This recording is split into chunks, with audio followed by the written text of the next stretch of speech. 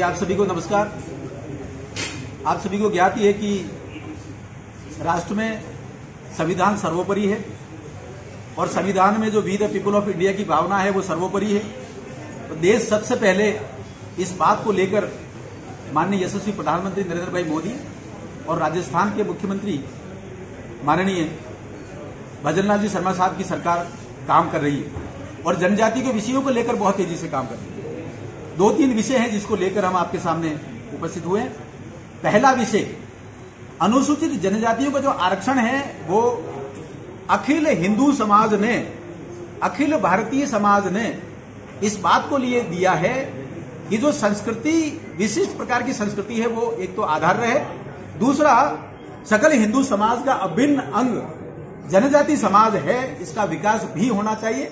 इसलिए आरक्षण और संरक्षण की नीति को संविधान में शामिल किया और संविधान के पैरामीटर महत्वपूर्ण हैं और पैरामीटर में आप देखेंगे तो अनुसूचित जातियां और अनुसूचित जनजातियां 2 महत्वपूर्ण श्रेणियां हैं। लेकिन 1950 में जब बाबा साहब आम्बेडकर थे तब अनुसूचित जातियों की परिभाषा को लेकर राष्ट्रपति जी का नोटिफिकेशन जारी हुआ। उसमें यह कहा गया कि जो हिंदू समाज का व्यक्ति है वही अनुसूचित जाति कहलाएगा। लेकिन अनुसूचित जनजातियों की जब नोटिफिकेशन जारी हुआ तो ये गायब था। इसका अर्थ ये हुआ तत्कालीन सरकार ने अनुसूचित जनजातियों के साथ में एक बहुत बड़ा खेला कर दिया और जो धर्मांतरित लोग हैं, जो आदिवासियत को छोड़कर, आदिदेव महादेव की संस्कृति को छोड़कर जो ईसाई और इस्लाम मजहब में चले गए, रिलीजन में चले गए, वे वास्तव में अनुसूचित जनजातियों के लिए पात्र नहीं होने चाहिए थे, लेकिन रख लिए। ये बहुत बड़ा खेला हो गया। इसको लेकर डॉक्टर कार्तिक उरांव ने 1960 के दशक में बहुत बड़ा आंदोलन किया था जिसको डिलिस्टिंग आंदोलन कहते हैं। वो संस्कृति के आधार पर था। जिसने संस्कृति को अपना रखा है, जिसने पुरखों की संस्कृति को अपना रखा है, आदिवासी संस्कृति में वो है तो ही वो अनुसूचित जनजाति है।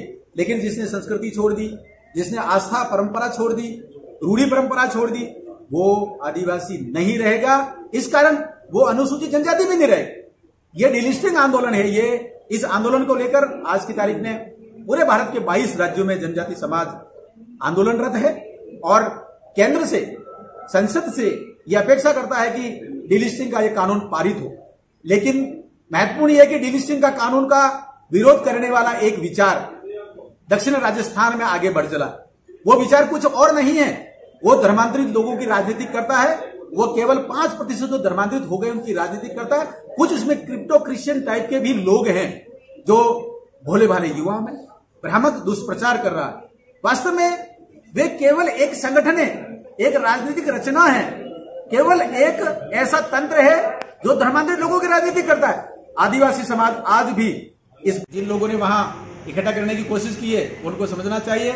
मानगढ़ धाम आदिदेव महादेव आदि शक्ति का स्थान है। वहां जनजातियों ने राष्ट्रीय तत्व को लेकर, राष्ट्रीय चेतना को लेकर 1913 में शहादत दी थी। 17 नवंबर को बहुत बड़ा अंग्रेजों ने एक बहुत बड़ा वहां नरसंहार किया था और ये उन्हीं नरसंहार करने वाले लोगों की राजनीति को आगे बढ़ा रहे। तो समाज को भी स्पष्ट होना चाहिए। दूसरा ये भी समझना चाहिए कि वो सनातन धर्म संस्कृति परंपरा का स्थान है। वहां लोग जो भी आए थे वो सारे हवन करने के लिए आए थे। पूर्णिमा का दिन था और श्रीफल और घी लेकर आए थे। अब गुरु जी की आज्ञा पर आए थे। ये सारी परंपरा किसमें होती है? जनजाति समाज सनातन धर्म संस्कृति परंपरा का अभिन्न अंग है। लेकिन ये भ्रामक भ्रमजाल फैलाकर वहां पहुंचे हैं और विशुद्ध रूप से एक राजनीतिक रचना के तहत पहुंचे हैं। ये बहुत जल्दी अपने एजेंडे को लेकर असफल होने वाले। ये भ्रामक है, केवल राजनीति के लिए गए और केवल एक संगठन है। वहां जनजाति समाज नहीं गया। जनजाति समाज आज भी धर्म, संस्कृति, परंपरा और संविधान को मानने वाला है। ये तो केवल एक संगठन गया है जो राजनीति करना चाहता है। सरकारी